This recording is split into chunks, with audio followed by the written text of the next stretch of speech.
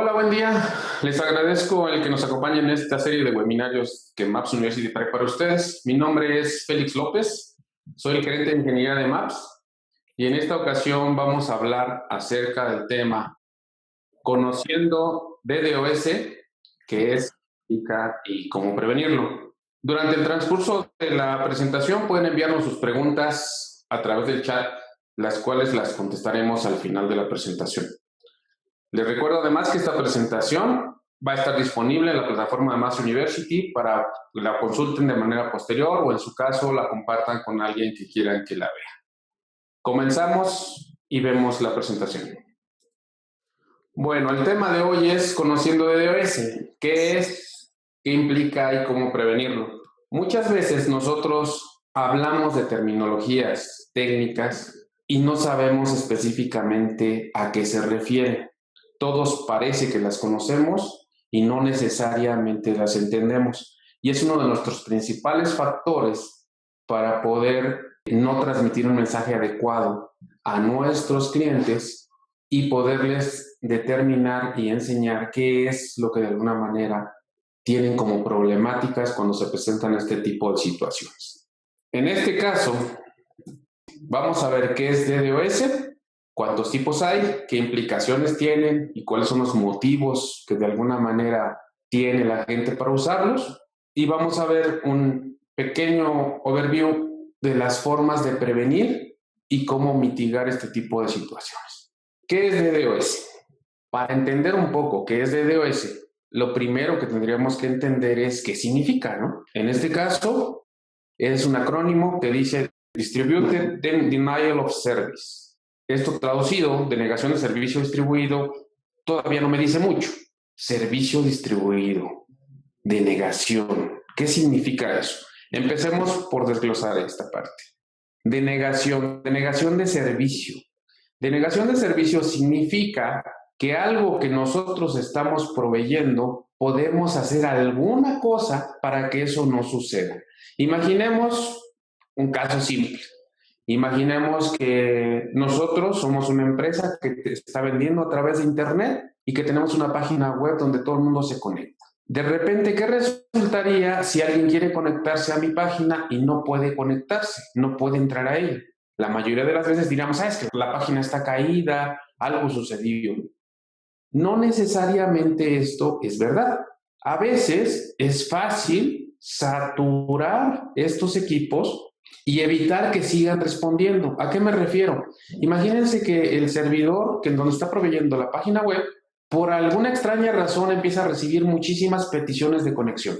¿Qué es lo que va a hacer el server? Va a empezar a responder todas esas peticiones, pero como los recursos que tenemos en estos equipos no son infinitos, en algún momento se van a acabar. Lo que le llaman, en este caso, los vamos a saturar.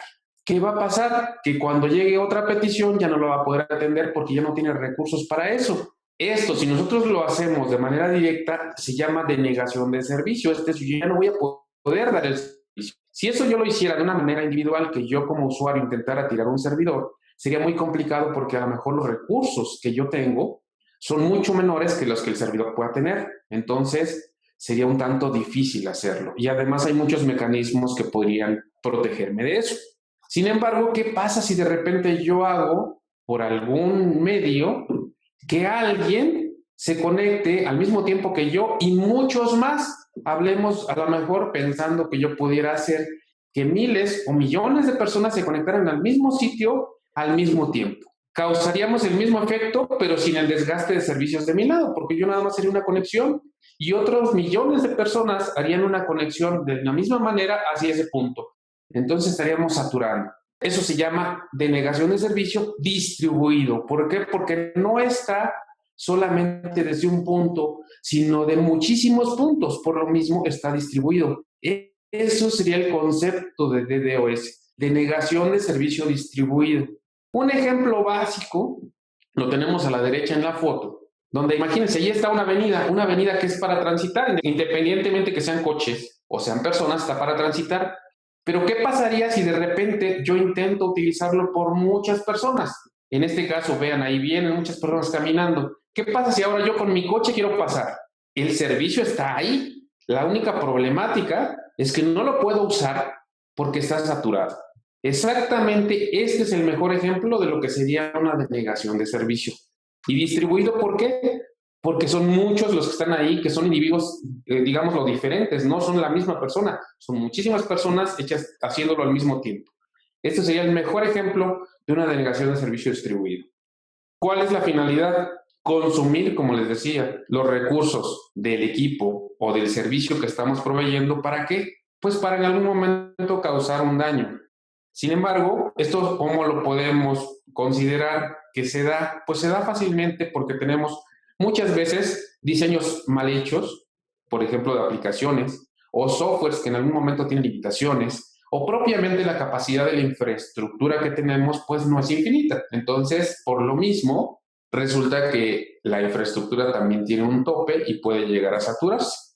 Ahora, a veces este tipo de tráficos, cuando se generan, no son necesariamente dañinos, sino a lo mejor son legítimos. A lo mejor, imagínense que, por ejemplo, están transmitiendo, como típicamente sucede, la final del Mundial y de repente la transmitieron por internet y entonces resulta que el servicio de streaming que estaba transmitiendo eso empezó a fallar. ¿Qué pasó? El tráfico no era un ataque, sino simplemente había muchos consumidores. Entonces, el denegar el servicio, hacer una denegación de servicio distribuido, no necesariamente es maligna, puede ser simplemente un error de diseño. Su tráfico puede ser legítimo. Ahora, ojo, si el tráfico es legítimo no quiere decir que la intención lo sea. A lo mejor puedo saturar un tráfico hacia algún sitio web, por ejemplo, hacia alguna aplicación, y en algún momento enmascarar algo más. Algo que en su momento puede ser un efecto que le llamamos un efecto secundario, que lo podemos catalogar como un daño colateral de ese servicio. ¿Cuál sería un daño colateral simple? Bueno, pues que no haya disponibilidad simple del servicio, que en algún momento alguien empiece a trasladar esos servicios hacia otro lado o empiecen a hacerme competencia con otro tipo de situaciones o en algún momento que la credibilidad de mi empresa empiece a decaer. ¿Por qué? Porque finalmente consideran que yo no puedo dar ese servicio. Si entendemos un poquito el concepto, ahora lo interesante es ver por qué se ha vuelto importante. Nosotros decimos eso existe desde siempre, sí, pero a lo mejor antes no era tan complicado porque era fácil de detener. Sin embargo, con las nuevas tecnologías, esto ha ido en una escalada gigantesca. Aquí tenemos una gráfica que me da un ejemplo muy claro del cómo ha evolucionado estos servicios. Ven ahí como en 2004 nosotros teníamos picos máximos de 8 gigas de tráficos de denegación de servicio. Sin embargo, conforme fue creciendo el tiempo, se mantuvo, digámoslo, estable, pero en las últimas fechas, últimos años, tuvimos una escalada gigantesca. Vean, en 2012 teníamos 60, lo cual ya es bastante en crecimiento, pero vean cómo en 2012, de 2012 a 2015, se ha disparado gigantescamente. Y ya no les platico cómo estamos ahora. Ahora estamos en el ámbito de los terabits, ya no gigabytes, sino terabytes. En este caso, el tráfico más fuerte que se vio en 2015 fue 500 gigas y casualmente en el 2018 ya tenemos tráficos de 1.3 teras. ¿Qué significa? Que el nivel con el cual estamos recibiendo este tipo de cosas ha aumentado gigantescamente y vamos a ver el por qué. Vamos a verlo, esto a veces me dicen, es que eso nada más son gráficas de otros países o mundiales y esas realmente no nos afectan. Vean esta gráfica. Estos son ataques en México y esto fue en este año. Ubican julio, ¿verdad? O junio, la época de las elecciones en las que estábamos aquí con la cuestión de la elección presidencial. En la elección presidencial de México, se dan cuenta, aquí tenemos un pico gigantesco de 200 gigas y esto, una gran parte fue a un partido de México que publicó algunas cosas y en automático empezaron a verse ataques hacia ese partido. Esto ya no estamos hablando del mundo, ya no estamos hablando de un lugar lejano, ya no estamos hablando de Europa, estamos hablando de México, lo cual implica que en México también tenemos este tipo de problemáticas y tenemos que tomar conciencia de ellas y resolverlas.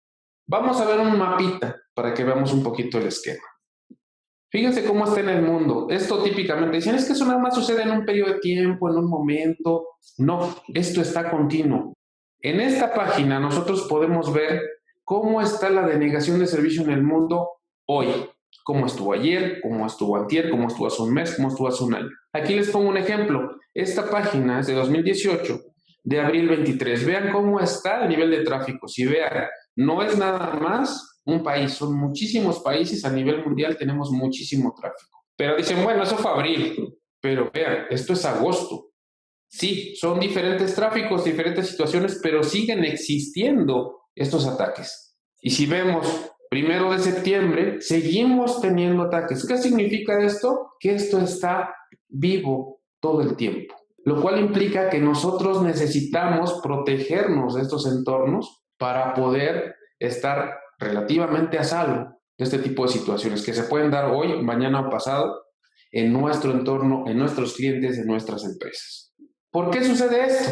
Dicen, ¿por qué si antes no crecía, ahora tenemos estos tráficos tan altos o estas situaciones tan altas? Uno de los factores importantes, y no el más importante, es el que ahora todo lo conectamos, lo que le llamamos el Internet de las cosas. Ahora tenemos cámaras, tenemos impresoras, tenemos refrigeradores, tenemos televisiones, tenemos muchísimas cosas que antes no se conectaban a la red y que ahora con toda la tranquilidad del mundo se conectan y que en su momento nos está permitiendo meter más dispositivos a la red, pero ¿qué creen? Esos dispositivos son bien interesantes porque siguen la misma tendencia que empezamos con los equipos de cómputo. Lo importante era conectarlos y no nos preocupábamos mucho por el protegerlos. ¿Y qué creen? Ahora nosotros a una PC le ponemos un antivirus y le ponemos N cosas a los servicios, a nuestros equipos de comunicación. Sin embargo, díganme, ¿qué le van a poner a una cámara? ¿Qué le van a poner a un monitor de bebé? ¿Qué le van a poner a una televisión? Que es muy complicado el estar pensando en seguridad.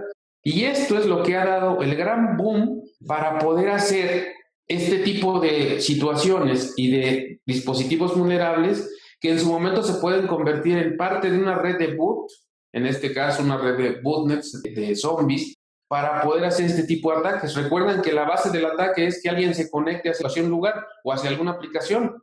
Imagínense que yo agarro y puedo a lo mejor infectar todas las cámaras de una cierta marca, como lo que sucedió en el 2016 con Mirai, que lo que hizo es infectar cámaras y a través de esas cámaras hicimos un ataque hacia un cierto sitio. No sé si recuerdan, en el 2016, aunque ya suena muy lejano, tuvimos las primeras caídas, por así decirlo, de Facebook y de WhatsApp. Todo el mundo usa Facebook, todo el mundo usa WhatsApp.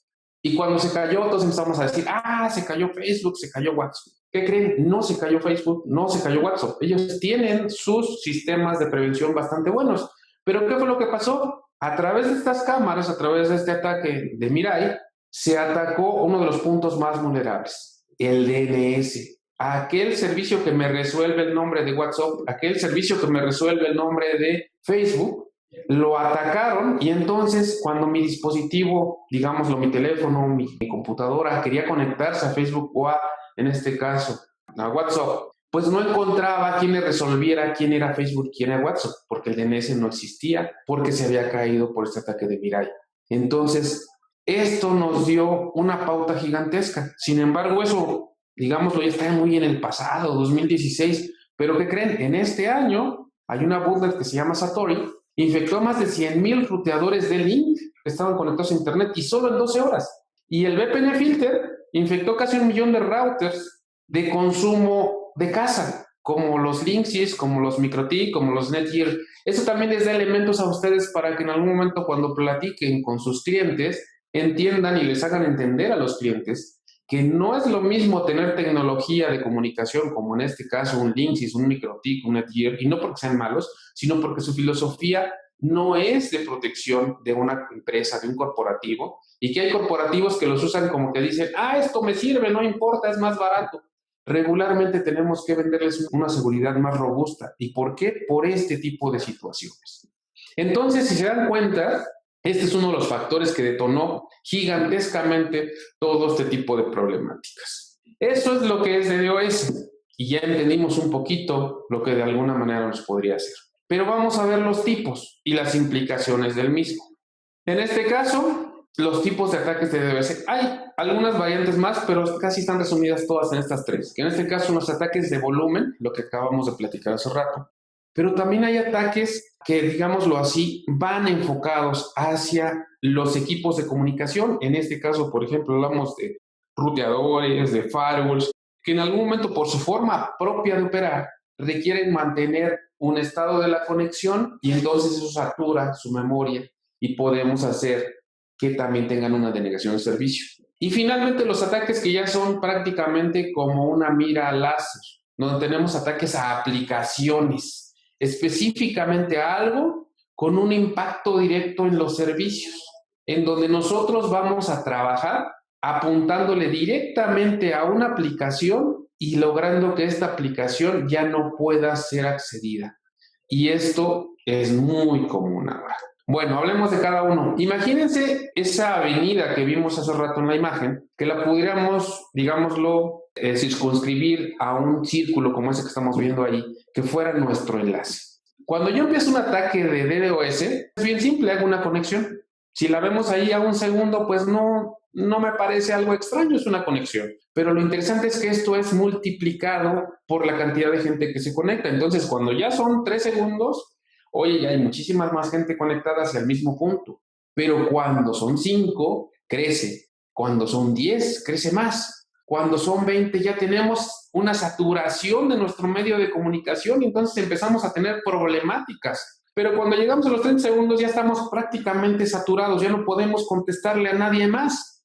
¿Qué es lo que pasa? Que entonces nuestro servicio empieza a ser denegado hacia los usuarios. Y entonces cuando empiezan los foquitos en todos lados y empezamos en una zona que se llama juegos de guerra. Esto es, empezamos en un DEFCON 3, empezamos como típicamente en las películas a decir, oye, tenemos un problema, algo está pasando, no tenemos enlace, ¿qué pasó? Empiecen a revisar y todo el mundo corre y todo el mundo busca y todo el mundo ve cómo solucionar. Este es uno de los ataques más comunes. ¿Por qué? Porque se da muy simple, es por muchas conexiones. Pero casualmente, este ataque está referido muy fácilmente a un, digámoslo, entorno donde dicen, esto no lo puede hacer nadie, donde la mayoría de la gente dice, no, eso solamente la gente que es muy tecnológica, otro tipo de cosas.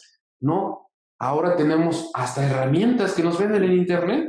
Si ven ahí, hay un expresador, un denegador de servicios, que no tiene más ciencia que programarle un detalle de una IP y algunas cosillas, y en automático empezamos a tener inundación de tráfico. Eso, si además de todo lo consideramos con toda la parte de las vulnerabilidades, como lo del Mirai que platicamos, pues empezamos a tener que es muy fácil generar este tipo de ataques.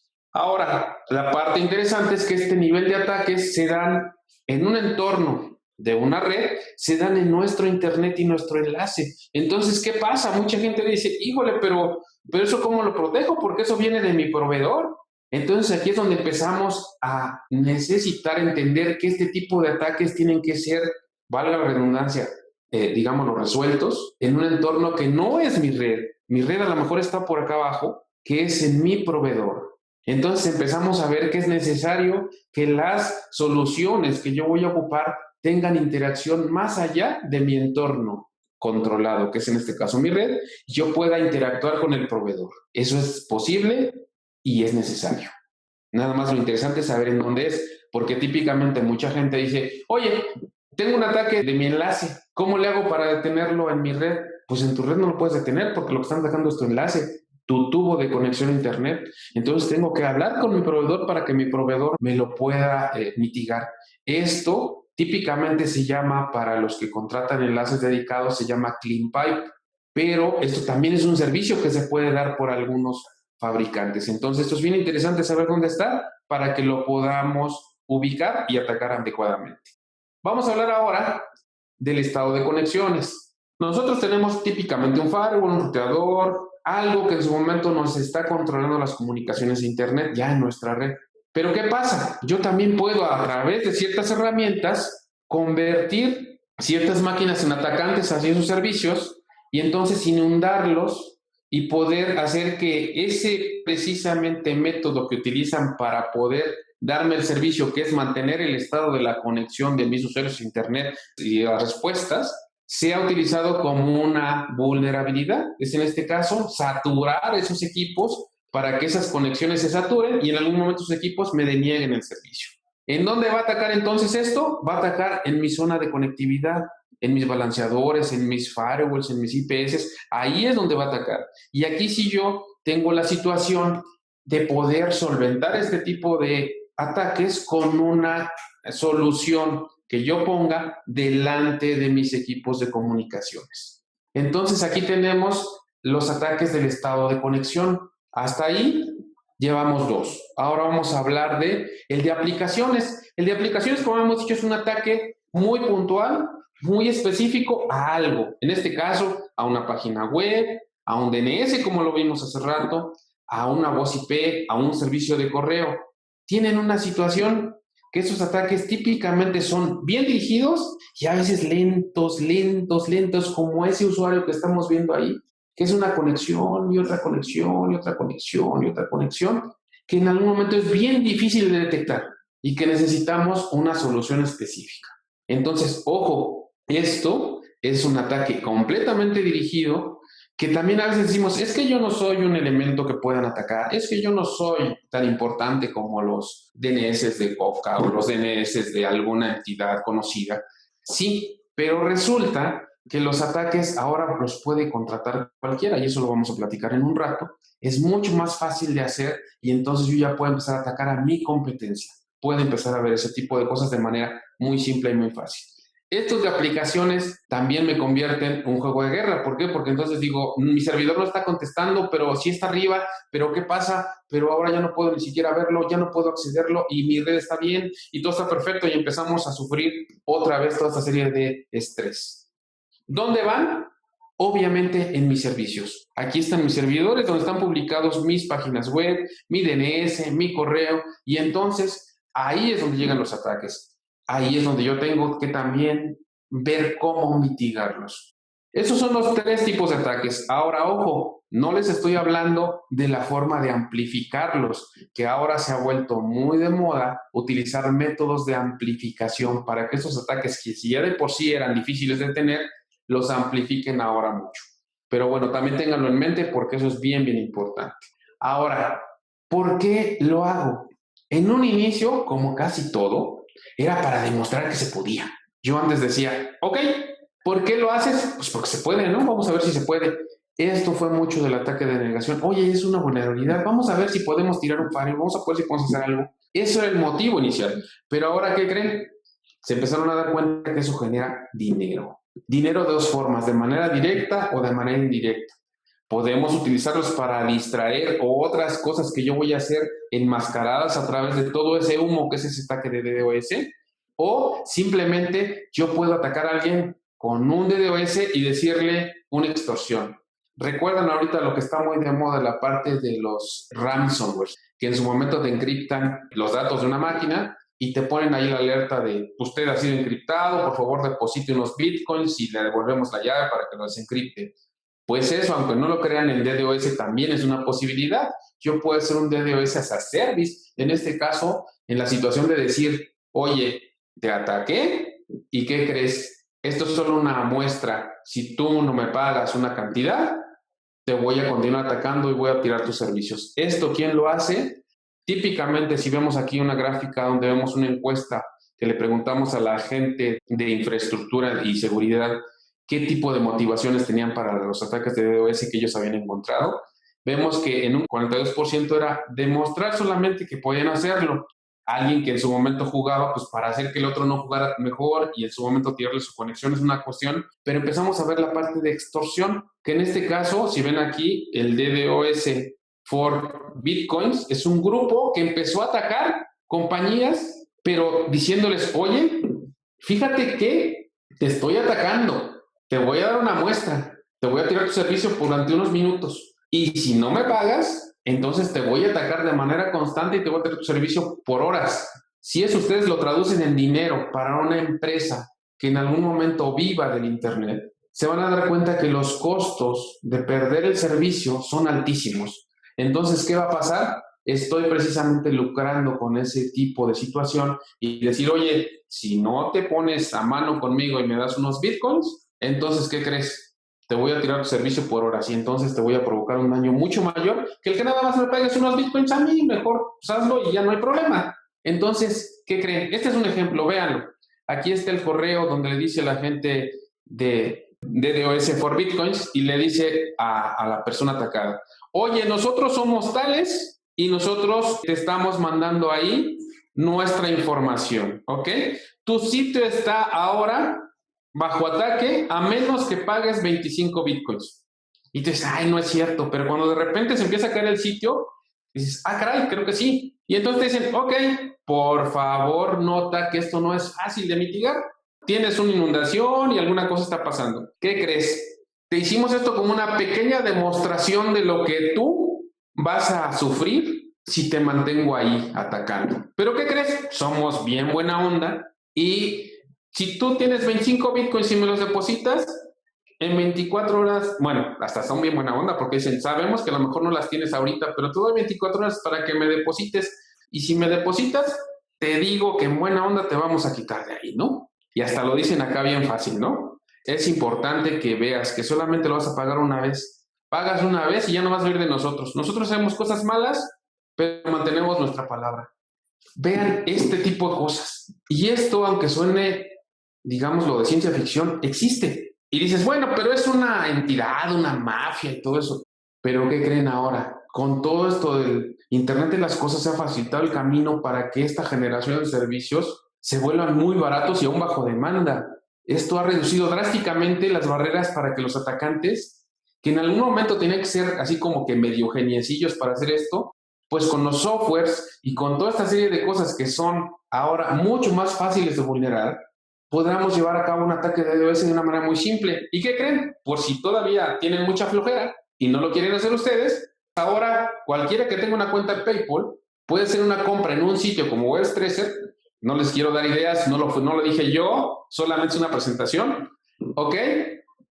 Hasta, no sé, un niño de 12 años que vio un tutorial en un canal de YouTube puede contratar por $10 la hora un ataque de DDoS en demanda y nos podría causar un buen problema. Entonces, si se dan cuenta, esto se ha vuelto mucho más crítico. Y por eso mismo tenemos que pensar ahora en cómo prevenir y mitigar. Ojo, la mayoría de la gente habla de prevención, pero ¿qué creen? Los ataques están ahí, lo vimos en la gráfica. Entonces, lo primero que tengo que hacer es cómo prevengo. Ok, ¿cuáles son las consideraciones básicas que yo tengo que hacer? La primera y más importante, monitorea tu red. La mayoría de la gente pone sistemas de seguridad y firewall, IPS y 20,000 cosas, pero ¿qué creen? No monitorean esos sistemas. Monitoreenlos para que vean qué está pasando. La otra cosa, los ponen, pero no los configuran adecuadamente. Configúrenlos para que solamente pase a su red lo que de alguna manera es necesario que pase. No dejen pasar cosas que no tienen que pasar. Y en este caso, hagamos una buena configuración de los elementos de seguridad. La otra, trabajen con más gente, en este caso con su propio proveedor de Internet. ¿Por qué? Porque vimos que un ataque volumétrico se tiene que mitigar allá arriba. Entonces, ¿qué pasa? Tengo que trabajar con mi proveedor de servicios para decirle, oye, ¿cómo me ayudas a resolver esto? ¿Qué servicio me ofreces? Y en su momento eso también les va a dar un diferenciador clarísimo para poder ofertar servicios de una manera mucho mejor y mucho más simple de venta. Por el otro lado, implementar una protección real de DDoS. Hay mucha gente que dice, es que viene integrado en mi firewall, es que viene integrado en mi servicio no sé qué, es que viene... Señores, el proteger DDoS no es cualquier cosa. Tiene que considerar muchas situaciones y muchas cosas que son muy particulares. Por lo tanto, la solución que se necesita es muy, muy particular. No hablemos de una solución que viene en un todo el mundo. Aquí hablamos de una solución que tiene que ser dedicada. ¿Ok? Por el otro lado, vamos, una vez que ya tenemos una solución así, identificar las características que nos van a identificar los tráficos de DDoS, como por ejemplo conexiones, digámoslo, no normales o anormalmente grandes hacia sitios, que eso podría ser un ataque de DDoS, por ejemplo, o a mi DNS, muchísimas conexiones, oye, eso por ahí no es normal. Y hagamos la cuestión de bloquear estos paquetes que en su momento caigan dentro de esa característica que yo identifique. ¿Para qué? Para que yo empiece a hacer mitigación previa, no hasta que ya yo tenga problemas de performance o problemas de disponibilidad. Esos son los consejos básicos para poder prevenir un ataque de DDoS. Ojo, eso no quiere decir que no va a pasar. Lo que quiere decir es que nos vamos a preparar un poco más. Pero ¿qué creen? Aquí sí es bien importante tener una respuesta a las incidencias. Vamos a pensar que aún con todo y eso sucedió o está sucediendo. ¿Qué es lo que tengo que hacer? Bueno, tengo que planear cómo voy a dar respuesta a esa incidencia, porque típicamente lo que hacemos es, todo el mundo se vuelve loco, todo el mundo voltea para todos lados y no sabemos qué hacer. En este caso, no. Es bien importante tener un plan que nos implique varias fases, entre ellas propiamente la planificación, la preparación, qué buscar, qué hacer durante el ataque y qué podemos aprender de él, porque a veces es bien padre, hacemos, mitigamos, decimos, ¿sabes qué? El ataque ya pasó y nos quedamos ahí. Tenemos que aprender de eso. ¿Cómo lo vamos a hacer? Bueno, una primera fase que es la preparación es la más difícil, lo que acabamos de hablar antes. Es durante este ataque saber qué hacer, crear un equipo, asignar responsabilidades, saber quién va a hacer qué cosa, cómo lo vamos a diagnosticar, cómo vamos a interactuar entre nosotros mismos, porque aunque no lo crean, las empresas a veces están tan aisladas en grupos, donde, por ejemplo, hablamos que las respuestas de APTs, ransomware y ese tipo, como ahora estamos muy de moda con eso, recae en el equipo de seguridad. Pero la defensa de DDoS, que no la vemos o que ni siquiera la consideramos, recae a veces en el equipo de infraestructura, de redes, y casi nunca se le da el enfoque del equipo de seguridad. Y está bien, pero ¿qué creen? Tenemos que romper estos grupos separados, estos silos aislados, y colaborar para que entonces esta comunicación durante el ataque sea muy eficiente y podamos diagnosticar de una manera rápida qué está pasando. Después de que hicimos esta preparación, obviamente todo esto es lo que vamos a hacer en el ataque, ¿ok? Tenemos que prepararnos. Una vez que ya me preparé, ¿qué voy a hacer? Voy a buscar que se identifique qué tipo de ataque es. Para esto hablábamos de visibilidad. Si no tenemos visibilidad en la empresa, no podemos saber qué pasa. Entonces, va a ser bien padre decir, estamos bajo ataque, pero ¿quién sabe qué está pasando? Bueno, necesitamos algo que nos permita dar esa visibilidad, ya sea elementos de monitoreo, ya sea propiamente la herramienta de DDoS que nos dé la posibilidad de determinar qué está sucediendo. Tenemos muchas conexiones, nos están conectando directamente a un solo servidor, están saturando mi firewall, ¿qué está pasando? ¿Ok?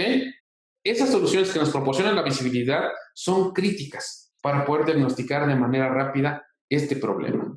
Una vez que lo diagnosticamos, lo que vamos a necesitar hacer es clasificarlo y rastrear. ¿Qué tipo de ataque estoy viendo? ¿Cuál es el origen?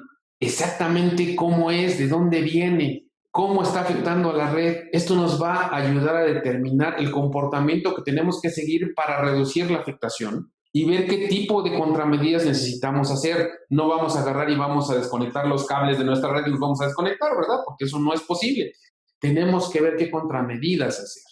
Y nos puede ayudar en algún momento hasta explicar problemáticas en las cuales resulta que son relativas a ese enlace. Por ejemplo, ya no entro a mi servidor de nómina. Oye, ¿qué está pasando? Pues es que la red está saturada. Y a lo mejor eso ni siquiera tiene que ver con el ataque de DDoS de manera directa, pero sí indirecta, porque está saturando mi red. Eso podría ser una posibilidad. La otra, una vez que ya clasifiqué y que ya vi cómo estaba el rastreo, voy a reaccionar. ¿Cómo voy a reaccionar? Implementando la herramienta más adecuada, una herramienta de mitigación. Lo que les decía, si no sabemos los tipos de ataques de DDoS que tenemos, resulta que tenemos un ataque de volumen y nosotros queremos mitigarlos acá en nuestra empresa. Eso no lo vamos a poder hacer, lo tenemos que hacer con el carrier. Entonces, ¿qué pasa? Si yo no determino eso y puedo hacer una reacción adecuada, pues no voy a poder resolverlo. En este caso, es bien importante que la reacción sea la adecuada a este tipo de catálogo, este tipo de identificación del ataque. Por lo tanto, es recomendable que tengamos varias herramientas, no solo una, para aprovechar esas capacidades de respuesta de las herramientas y podamos mitigarlo de una manera más eficiente. Finalmente, una vez que ya lo mitigué, tengo que hacer eso que a nadie le gusta, es ver por qué razón sucedió, qué puedo aprender, qué puedo hacer mejor, qué paso no hicimos, qué nos faltó, cómo hacer para que la próxima vez tenga una respuesta más rápida o menos dolorosa. En este caso, si yo hago toda la parte forense, el análisis post-mortem del problema, nos va a ayudar a poner foco en los puntos que a lo mejor no habíamos considerado antes. Y entonces, volver a esa planeación para mitigar esos puntos antes de que vuelva a suceder. Porque como se los enseñé en las gráficas, ojo, esto no es hoy, no es mañana, no es pasado, es todo el tiempo. no es solamente en un punto, sino es continuo. Por lo tanto, tenemos que estar preparados para poder responder en cualquier momento. Con esto, espero que les haya quedado al menos clara la idea y un poco los conceptos que necesitamos tener para poder considerar esto que es DDoS. Algo que les quisiera platicar es que esta serie de seminarios no están enfocados a una marca, a un fabricante, están enfocados a conocimientos de conceptos para que en algún momento nosotros podamos transmitirlos, entenderlos y entonces ahora sí poder ofrecer soluciones a nuestros clientes que nos permitan mitigar toda esta serie de cosas, pero con un conocimiento de causa mucho mayor, en el cual ya tengamos la tranquilidad de decir, ok, entiendo lo que es, entiendo qué tipo de situación es y cómo la podemos hacer. Porque a veces resulta que queremos vender o proponer o ofrecer algo que ni siquiera nosotros mismos entendemos. Como se dieron cuenta, esto no estuvo enfocado a una marca, está enfocado más a un concepto tecnológico para que podamos ser mucho más eficientes en nuestra labor del día a día. Con esto concluyo la presentación. Vamos a pasar un poco a las preguntas. Ok, por ahí me pregunta que si puedo compartir la presentación. Esta presentación como tal, de hecho, el webinario completo va a ser subido a nuestra plataforma que se llama Maps University para que ustedes puedan verla posteriormente y en su caso hasta capturarla si es el caso y la puedan transmitir a alguien más para que puedan analizarla y verla con más calma. Preguntan que si hay forma de tener un ataque volumétrico en las instalaciones, quiero creer, en las premisas del cliente me dicen, lo cual implicaría del lado del cliente. Como les comenté, tomen en cuenta un ataque volumétrico es el ataque a mi ancho de banda. Mi ancho de banda viene de dónde? Viene de mi carrier hacia mi empresa. Entonces el ataque está aquí en medio. Yo en mi cliente, aunque pongo un equipo para poder hacer la protección de la navegación, no voy a detener todo este volumen que me están inundando. Eso es donde tiene que suceder en el carrier. Entonces, ahí yo tengo que interactuar con mi carrier. Ahí sí ya entonces, si quieren en alguna situación, pueden comunicarse conmigo y les platico cómo podemos hacer la interacción, ahora sí ya de una marca, por ejemplo, con un carrier, para que entonces el carrier me entregue ese tráfico o me lo mitigue él y me lo entregue limpio. Esto sería algo que le llamamos clean pipe. ¿Ok? Eso hasta los propios proveedores de servicios de enlace nos lo dan. Entonces, no hay forma de hacerlo porque el ataque está sucediendo en el medio antes de llegar. Entonces, cuando ya llega aquí, a donde estoy en el inicio de las conectividades de mi empresa, ya el ataque se está dando porque el volumen, que es el ancho de banda, ese tubo que llega hasta mi empresa, es el que está siendo atacado. ¿Cuál es la infraestructura que requieres para una pyme? La infraestructura que se requiere para una pyme es muy semejante a la infraestructura que se requiere para un enterprise, nada más que aquí hablamos de entornos obviamente de diferentes tamaños. ¿Qué es lo que necesitamos? Un equipo que nos mitigue la parte de DDoS, aunque pudiera sonar caro, es mucho más caro las consecuencias de lo que sucede. Entonces estaríamos un equipo de prevención específico de la entrada hacia la parte interna de la pyme y de preferencia contratar, aunque sé que es mucho más caro, bueno, no es mucho más caro, es más caro nada más, el servicio de Clean Pipe con el carrier. Entonces lo que podríamos sería mitigar volumen, estado de conexiones, poniendo uno enfrente de mis equipos de protección y ese mismo me permitiría proteger mis aplicaciones. Entonces la parte de estado de conexiones y la parte de aplicaciones lo mitigo con el que pongo en mi frontera y colaborando con el carrier, yo mitigo el de volumen. Entonces puedo mitigar los tres tipos de ataques, los puedo mitigar con esa estructura.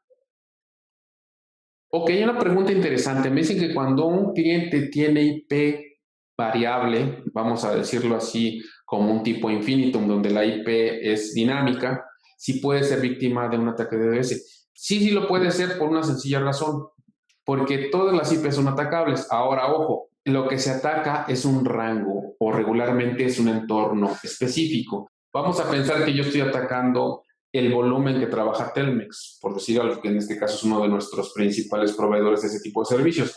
¿Qué pasa? Pues que voy a atacar un rango de IPs, no me va a importar que sea la IP de la tienda o la IP de la empresa pequeña o la IP de la empresa grande que tiene a lo mejor ese tipo de servicios. No, se va a atacar un servicio. Entonces, ¿qué es lo que va a pasar?